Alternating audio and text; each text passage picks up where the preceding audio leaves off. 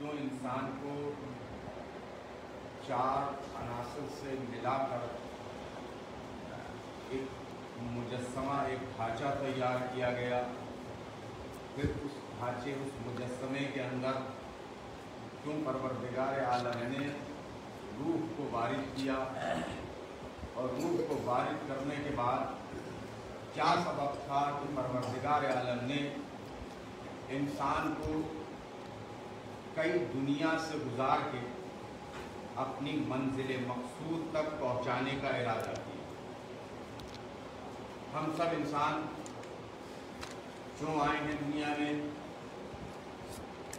ہمیں کس لیے پیدا کیا گیا؟ کیونکہ جہاں تک میں سمجھتا ہوں، اگر کوئی انسان کوئی کام کر رہا ہو اور خود اسے اس کام کے بارے میں معلوم نہ ہو، مثال کے طور پر ہمارے سامنے یہ مائک لگا ہوا ہے،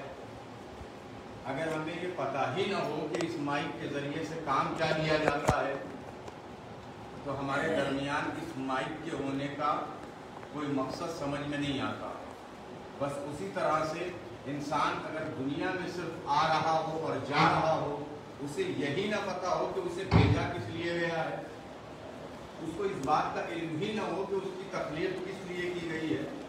اسے یہ پتہ ہی نہ ہو کہ اسے کیوں بنایا گیا ہے، اس کی منزل کیا ہے،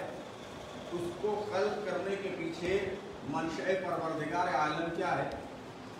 اللہ ارشاد فرماتا ہے بسم اللہ الرحمن الرحیم خلق الانسان ضعیفا، ہم نے انسان کو ضعیف پیدا کیا، کمزور پیدا کیا۔ مگر عجیب مسئلہ ہے، ایک جگہ پہ اللہ کہہ رہا ہے کہ ہم نے انسان کو ضعیف و ناتواں کمزور پیدا کیا، اور اسی انسان کی خلقت کے لیے پروردگار عالم سورہ والتین میں مکمل ارشاد فرما رہا ہے بسم اللہ الرحمن الرحیم والتین والزیتون والطور سینین وہذا البلد الامین لقد خلقنا الانسان فی احسن تقویم۔ جس انسان کی خلقت کے لیے پروردگار عالم کہہ رہا ہے کہ خلق الانسان ضعیفا، ہم نے انسان کو کمزور پیدا کیا، ہم نے انسان کو ناتواں پیدا کیا،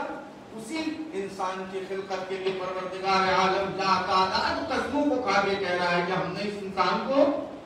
بہترین سانچے میں پیدا کیا۔ پروردگار عالم جب تو اس کمزور و ناتواں شے کو بنا رہا تھا، تو اس ناتواں اس کمزور شے کو بنانے کے بعد تو یہ کیوں کہہ رہا ہے کہ ہم نے اسے اتنا حسین اتنا خوبصورت پیدا کیا؟ کیونکہ مجھے تین کی قسم ہے، مجھے زیتون کی قسم ہے، مجھے جناب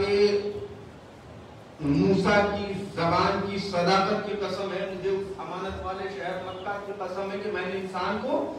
بہت خوبصورت سانچے سے پیدا کیا۔ پروردگار ایک مسئلہ حل کر، یا تو اس انسان کو ضعیف پیدا کر جیسا کہ تو نے بیان کیا کہ ضعیف پیدا کرا، یا اس انسان کو خلق کرنے کے لیے اتنی قسمیں کھا کے بیان کر کہ تو نے اس انسان کو بڑا ہی معتبر اور بڑا ہی مبارک خلق کیا۔ پروردگار عالم دو بات نہیں ہو سکتی، یا ایک ہوگی یا یہ انسان ضعیف ہوگا، یا تیرے اعتبار سے یہ انسان اشرف المخلوقات ہوگا۔ اب ذرا سے میرے قریب آئیں گے، انشاءاللہ بہت مختصر گفتگو ہوگی۔ یا انسان ضعیف ہوگا کہ جسے تو نے ضعیف کمزور ناتواں پیدا کیا، کہیں ہم نے جب انسان کی خلقت کی، یہ خلق ہونے کے بعد آغوش مادر میں پروان چڑھتا رہا، اس وقت یہ کمزور تھا، لیکن جیسے ہی اس نے ہماری نعمتوں سے فائدہ اٹھانا شروع کیا، پوری توجہ رکھیے گا، ایک نتیجہ دینا مجلس تمام کر دینی ہے، جیسے ہی اس انسان نے میری دی ہوئی نعمتوں کا فائدہ اٹھانا شروع کیا، ہم نے اس نعمتوں کے ذریعے سے اس ضعیف و کمزور اور ناتواں انسان کو قوت دانائی عطا کرنا شروع کر دی۔ ہم نے اسے ہاتھوں میں قوت عطا کی، ہم نے اس کی آنکھوں میں روشنائی کی قوت کو وسیع کیا، ہم نے اس کے قدموں میں قوت کو عطا کیا، ہم نے اس کے ہر ایک اعضاء میں قوت کو عطا کیا۔ اب یہ انسان جو اب تک ضعیف پیدا ہوا تھا، دیکھیں جب بچہ چھوٹا سا پیدا ہوتا ہے تو بڑا کمزور سا بڑا نازک سا ہوتا ہے، مگر وہی بچہ جب شباب کے عالم میں پہنچ جاتا ہے، 22 سال کی عمر میں آتا ہے، تو اب وہ کیفیت نہیں رہ جاتی، کیوں؟ اس لیے کہ اس نے اللہ کی عطا کردہ نعمتوں سے فائدہ لینا حاصل کیا۔ بس ایک نتیجہ بات تمام ہے، یہ کمزور تھا، اسے جب پیدا کیا گیا تو یہ بہت کمزور تھا انسان، مگر جب اس نے اللہ کی نعمتوں کا فائدہ اٹھایا تو اب یہ کمزور و ناتواں انسان قوی و مضبوط بن گیا ہے۔ میں نے کہا پروردگار تو نے جس انسان کو حسین سانچے میں خلق کیا ہے اس کا مقصد کیا ہے، اس کی منزل کیا ہے؟ آواز آئی ثم رددناہ اسفل سافلین، بس یہی میری منزل ہے۔ جس انسان کو پروردگار عالم نے ضعیف خلق کیا، کمزور خلق کیا، ناتواں خلق کیا، اس انسان کو پروردگار عالم کہہ رہے کہ ہم نے بڑا خوبصورت بھی پیدا کیا۔ پروردگار ہوا کیسے؟ بس نتیجہ دے رہا ہوں، انشاءاللہ میرے ساتھ رہیے گا۔ پروردگار ہوا کیسے؟ یہ ضعیف سے خوبصورت مخلوق میں کیسے بدل گیا؟ کہ سنو، ہم نے اس انسان کو جب پیدا کیا اس نے ہماری نعمتوں سے فائدہ اٹھایا، یہ قوی ہوا، قوی ہو کر کے اللهم صل علی محمد وعلی محمد، نعمتوں کا فائدہ اٹھاتا چلا گیا، اور نعمتوں کے فائدہ اٹھانے کے سبب جب یہ انسان قوی ہو گیا تو ہم نے اس کے سامنے دو راستے رکھے، ایک شکرانے نعمت کا راستہ رکھا، ایک کفران نعمت کا راستہ رکھا۔ ایک ہم نے شکران نعمت کا راستہ رکھا، ایک کفران نعمت کا راستہ رکھا۔ ہم نے یہ دیکھا کہ جو انسان ہماری نعمتوں سے فائدہ لے کر شکران نعمت کرتا رہا ہم نے اس کو بلندیاں عطا کرنا شروع کر دی، اور جو ہماری نعمتوں کا استعمال کر کے کفران نعمت کرتا رہا ہم اسے پستیوں میں ڈھکیلتے چلے گئے۔ یا دو لفظوں میں سمیٹ دوں تو بات مکمل ہو جائے، جب یہ انسان ہماری نعمتوں سے فائدہ اٹھا کر شکران نعمت کر رہا تھا تو ہم نے اسے کائنات میں حور علیہ السلام بنا دیا، جب ہماری نعمتوں سے کفران نعمت کر رہا تھا تو ہم نے یزید لعنت اللہ بنا دیا۔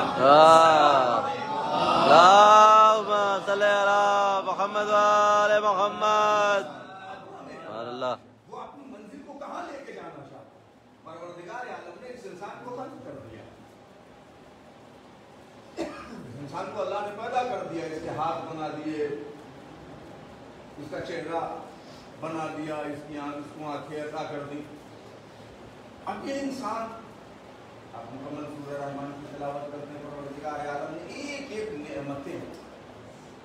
اپنی بیان کی، اور بیان کرنے کے بعد کہا کہ تم ہماری کون کون سی نعمتوں کو ٹھکرا۔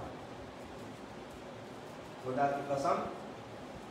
موت بھی ایک نعمت ہے اگر ذرا سا غور کر لیا جائے، موت بھی ایک نعمت ہے، یہ زندگی بھی ایک نعمت ہے۔ ہر وہ شے جو پروردگار عالم نے ہمیں عطا کیا ہے وہ ہمارے لیے باعث نعمت ہے، بس ذرا سا فکر کرنے کی ضرورت ہے، ذرا سا غور کرنے کی ضرورت ہے۔ ہم اس کی عطا کردہ اشیاء سے جو ہمارے فائدے کے لیے ہوتی اسے تو حاصل کر لیتے، اس کو لینے کے لیے تو سب سے پہلے چلے جاتے، لیکن وہ چیزیں کہ جو ہمارے ظاہری فائدے کے لیے نہیں ہوتی ہم اس سے دور بھاگنے کی کوشش کرتے۔ ہم یہ چیز نہیں دیکھتے کہ ہمارے ظاہر کو کون سی چیز فائدہ پہنچا رہی ہے اور ہمارے باطن کو کون سی چیز فائدہ پہنچا رہی ہے۔ اگر ہم یہ دیکھیں کہ ہمارے ظاہر کو کون سی نعمت فائدہ پہنچا رہی ہے اور ہمارے باطن کو کون سی نعمت، دیکھیے دراصل حقیقت تو یہ ہے کہ اگر کوئی شے ہمارے ظاہر و باطن کو نقصان پہنچا رہی ہو تو وہ نعمت تو نہیں ہو سکتی، کیونکہ معبود ہمارا اتنا کریم ہے، ہمارا خالق اتنا کریم ہے کہ وہ اپنی کسی بھی مخلوق کو کبھی بھی زحمت میں ڈال ہی نہیں سکتا۔ انسان جو زحمتوں میں گرفتار ہوتا ہے تو وہ اپنی غلطیوں کے بنا پر، نہ کہ معبود کے قہر کے بنا پر۔ اگر ایسا ہوتا، بس آخری واقعہ اور میں اس کو تمام کروں کیونکہ نماز کا وقت بھی بہت قریب ہے، وہ معبود کبھی بھی اپنے بندے کو کسی بھی حال میں پریشانیوں میں مبتلا کر ہی نہیں سکتا،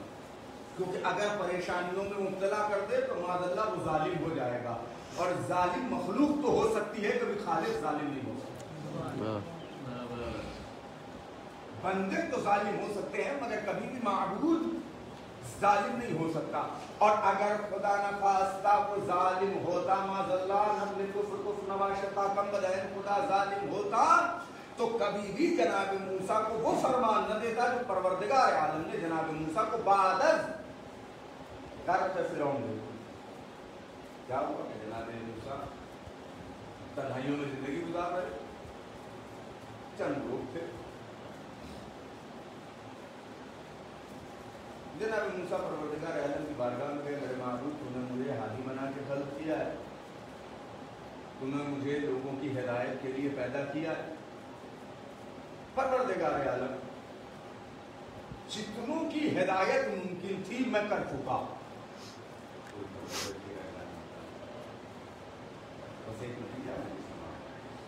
جتنوں کی ہدایت مجھ سے ممکن تھی میں کر چکا، اب میرے ساتھ جتنے ہیں وہ سارے کے سارے تجھے خدا لا شریک مانتے، معبود اب میرا کام کیا ہے، میں کروں کیا؟ آواز آئی موسیٰ، اس بات کو ذہن میں رکھیے گا، پروردگار عالم تو نے مجھے ہادی بنایا، مجھے دنیا میں لوگوں کی ہدایت کے لیے بھیجا، اس بات کو ذہن میں رکھیے گا انشاءاللہ، غفران نعمت اور شکرانہ نعمت، پروردگار عالم تو نے مجھے ہادی بنایا، اب میں تنہا ہو گیا، بتا میں کیا کروں؟ آواز آئی موسیٰ جاؤ اور جا کر کے فلاں مقام سے کچھ مٹی کو جمع، فلاں مقام سے کچھ مٹی کو جمع، مٹی جمع کرتی، اب کیا کریں؟ آواز میں موسیٰ اس مٹی کو خمیر کرو، جناب موسیٰ اس مٹی کو خمیر، کتنا پسند کرتا ہے ہمیں ہمارا پروردگار، کتنا چاہتا ہے اپنی مخلوق کو، موسیٰ اس مٹی کو خمیر کرو، خمیر کر لیا، پروردگار اب کیا کروں؟ کہ اس خمیر شدہ مٹی سے کچھ مجسمے تیار، جناب موسیٰ نے مجسمے تیار کیا، پروردگار مجسمے تیار ہو گئے، کچھ خمیر شدہ مٹی بچی ہے، کیا کروں؟ کہ موسیٰ کچھ اور مجسمے تیار کرو جو ان بنے ہوئے مجسموں سے خوبصورت، جناب موسیٰ نے بنا دیا، کہ پروردگار اور بہتر مجسمے بنا دی، انشاءاللہ محظوظ ہوں گے اگر بات پہنچ گئی، اور خوبصورت مجسمے بنا دیے، خمیر بچ گیا، کیا کروں؟ کہ موسیٰ ایک ایسا مجسمہ تیار کرو جو تمہیں سب سے زیادہ خوبصورت لگے، جو خود تمہیں سب سے زیادہ پسند آئے وہ مجسمہ تیار کرو، جناب موسیٰ نے وہ مجسمہ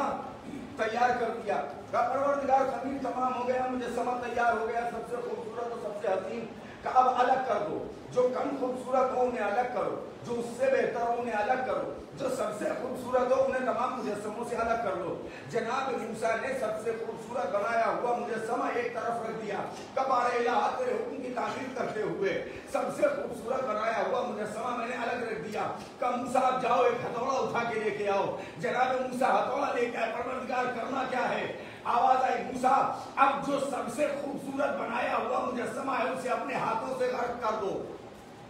تھوڑی سی توجہ رکھیے میری طرف،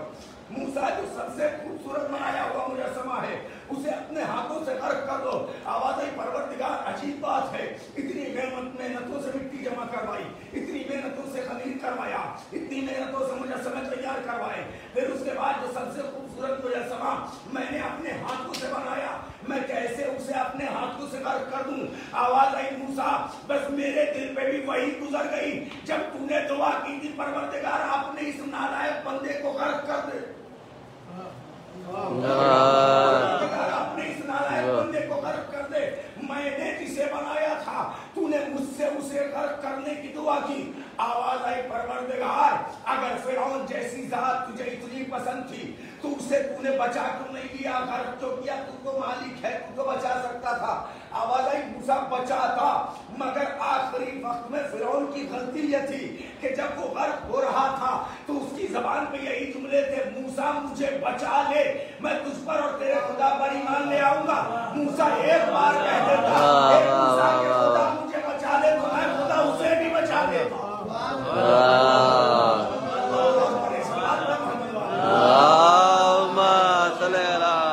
محمد والے محمد، اظہار مایوسی کر رہا ہے فرعون جیسی ذات کو غرق کرنے کے لیے جو خدائی کا دعویٰ کر رہا ہے، تو وہ کیسے کسی اللہ کے فرما بردار اور نیک بندے کے اوپر،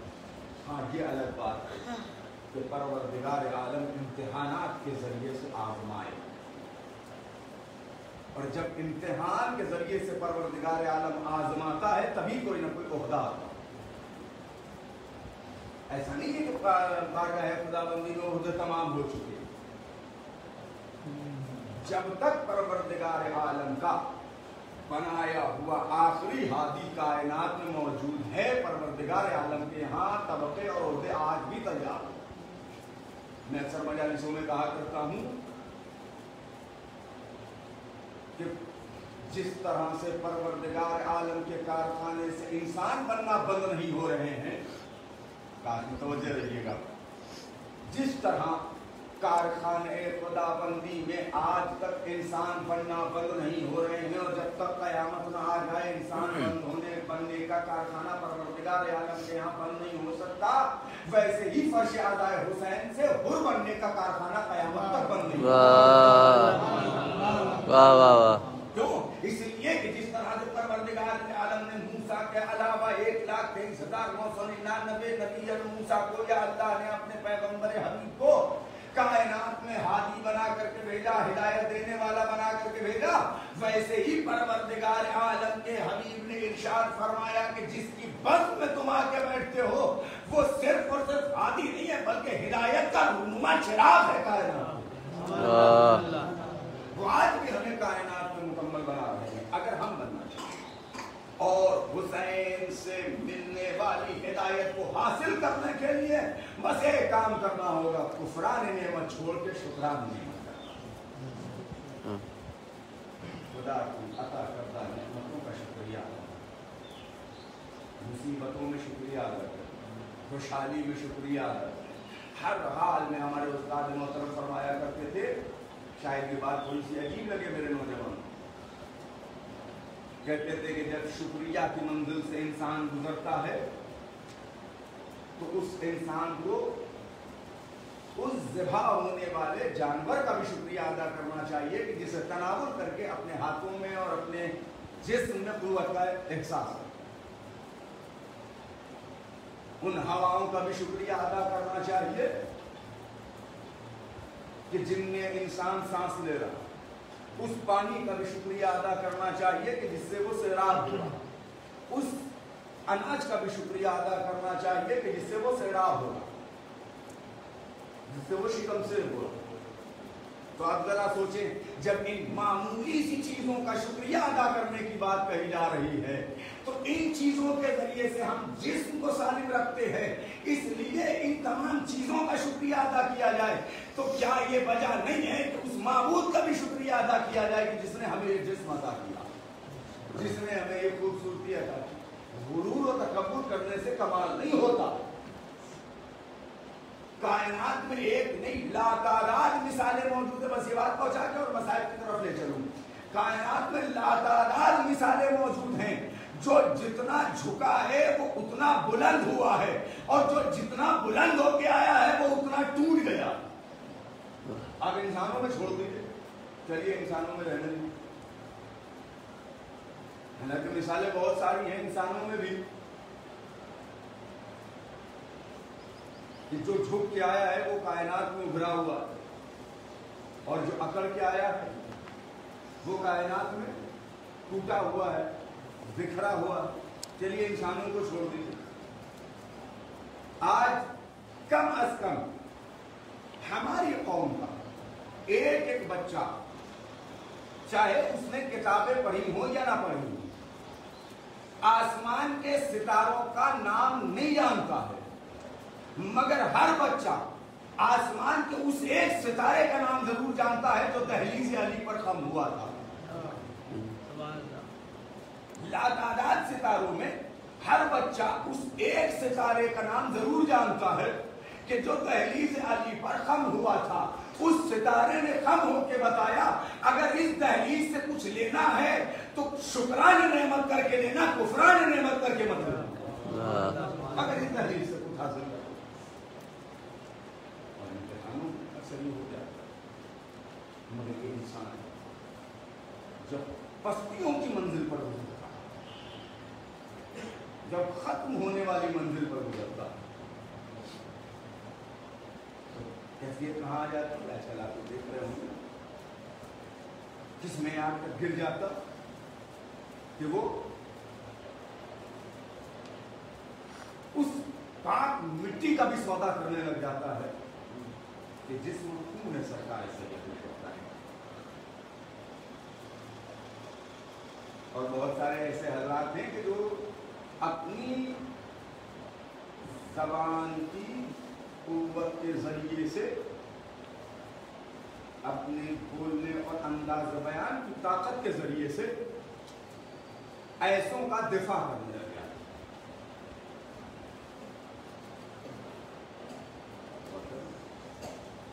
इंसान जो गिरता है तो किस कदर गिर जाता है, और जब ये इंसान बुलंद होता है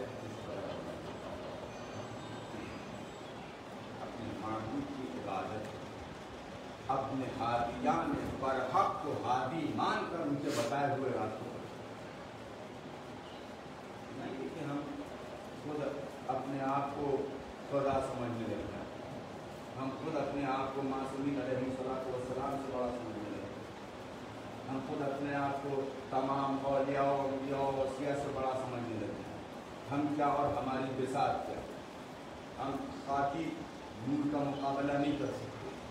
हाँ, अगर खाक को मोतबर होना है तो नूर के साए में ढलना होगा, और ये हमें कायनात में सिखाया है खाके करबला। अगर मोतबर होना है तो नूर के साथे में। चार दूसरे मेरे किसी वाक़े के ऊपर वो सुनाते हुए दूसरे तमाम करूं कि वो हैदर की विलायत पे, वो हैदर की विलायत बेचते हैं जो खुद अपनी ही इज्जत बेचते हैं। वो हैदर की विलायत बेचते हैं, वो खुद अपनी ही इज्जत बेचते हैं। तो मिलावट खून में उनके रही है, मिलावट खून में जिनके रही है, वही बदजात कुर्बत बेचते हैं।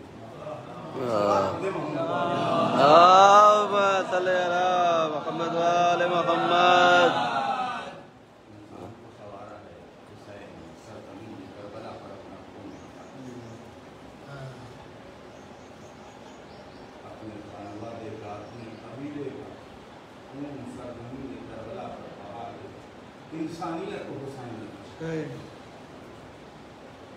हर एक लम्हा लम्हा, चाहे कायनात में कोई ऐसा जो कहे कि हुसैन से ज्यादा मुसीबतें हम पे पड़ गई, मगर अल्लाह को कासिम के टुकड़ों को समेट चुका हुसैन। अकबर जैसे कड़वा कड़ियल जवान बेटे के सीने से बच्ची की अली निकाल चुके हुसैन।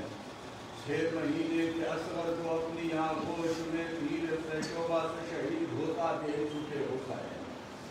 अल्लाहु अकबर, अपने बराबर के भाई अब्बास के बाजुओं को उठा चुके हुसैन। और मोहम्मद के लाशों को मक्तल से ला चुके हुसैन। जौनो हबीब के लाशे को मक्तल से ला चुके हुसैन। सारी मुसीबतें उठा चुके हुसैन। जख्मों पे जख्म लातादाद खा चुके हुसैन। उसके बाद सजदे में सर रख के आवाज दे रहे हैं, परवरदिगारा मैं तुझसे राजी हो गया, तू भी अपने बंदे से राजी हो जा। जज़ाकुमुल्लाह खुदा के बंदे सिवाय बने मजलूम करबला के। हाँ रोज़े आशूर सुबह से लेकर असर का वक्त आ गया। कभी जौहर जाके जामे शहादत नोश करते हैं, कभी हबीब जामे शहादत नोश करते हैं, कभी ज़ुहैर और सईद जामे शहादत नोश करते हैं, कभी हुरका का ये जवान बेटा जामे शहादत पीता है, कभी खुद हुर जामे शहादत नोश करते हैं। लो अहबाब की बारी तमाम हुई, असहाब व अंसार शहीद हो गए। अब अकरबा की बारी आई, अब घर के बेटों की बारी आई। कभी अली अकबर के सीने में बर्छी की अली लगी, कभी अली असगर का गला तीर से शोभा से छिप गया, कभी अब्बास के बाजू कलम हो गए, कभी मोहम्मद के जनाजे मक्तल से आ गए। अज़ादारों कभी कासिम को टुकड़ों में तकसीम हो गया। अज़ादारों एक जुमला कहना चाहता हूँ, बारगाह जनाब कासिम में बैठे हैं, बस एक जुमला। अज़ादारों रवायत बताती है جب جناب قاسم، بس یہی تو مجلس تمام کر دوں گا، مرحوم کے لیے دعائیں مغفرت کر لیجیے گا اللہ تعالیٰ، جب جناب قاسم اپنے چچا سے رخصت ہو کر واپس مقتل میں گئے ہیں، جب جناب قاسم مقتل میں آئے ہیں، جنگ کی ہے، جنگ کرنے کے بعد اللہ بارگاہ قاسم میں بیٹھے ہو اسے ایک جملے کو برداشت کر لینا، مجلس تمام ہو جائے گی۔ اللہ تعالیٰ جناب قاسم آئے، آ کر کے جنگ کی، غازی عباس جنگ کا نظارہ دیکھ رہے ہیں، مولا حسین جنگ کا نظارہ دیکھ رہے ہیں، مجھے جنگ کے حالات نہیں پڑھنا، جناب قاسم کی جنگ کے نظاروں کو دیکھتے رہے۔ اللہ تعالیٰ جب جنگ میں کوئی تنہائی میں جناب قاسم کو نہ ہرا سکا تو کسی نے آواز دی، نہیں جانتے یہ عباس کا بھتیجا قاسم ہے، یہ حسن کا بیٹا قاسم ہے، یہ علی کا پوتا قاسم ہے،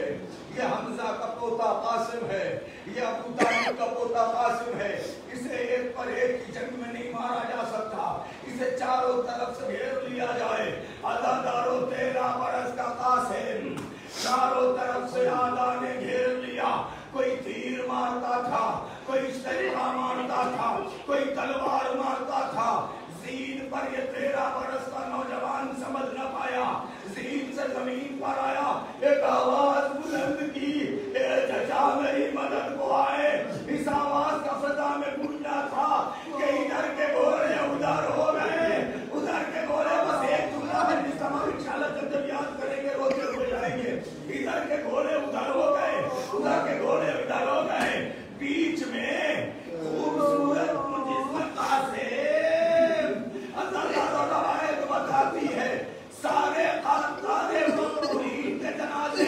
سارے شہیدوں کے جنازے ان کی شہادت کے پاک پامال ہوئے، قاسم تنہا وہ ذات تھی کربلا کی جس کا جسم مبارک پامال ہوا۔ روایت میں ملتا ہے کہ ہمارا زمانے کا امام جب جناب قاسم کو یاد کرتا ہے کہ جملہ کہتا اللہ اکبر، جب یہ جملہ یاد آتا ہے اللہ تعالیٰ کلیجہ پھٹ جاتا ہے۔ ہمارا زمانے کا امام جب جناب قاسم کی شہادت کو یاد کرتا ہے تو ایک جملہ کہتا ہے، اللہ جانے کیسی قسمت تھی باپ بیٹے کی، باپ کے کلیجے کے ٹکڑے ہو گئے، بیٹے کے جسم کے ٹکڑے۔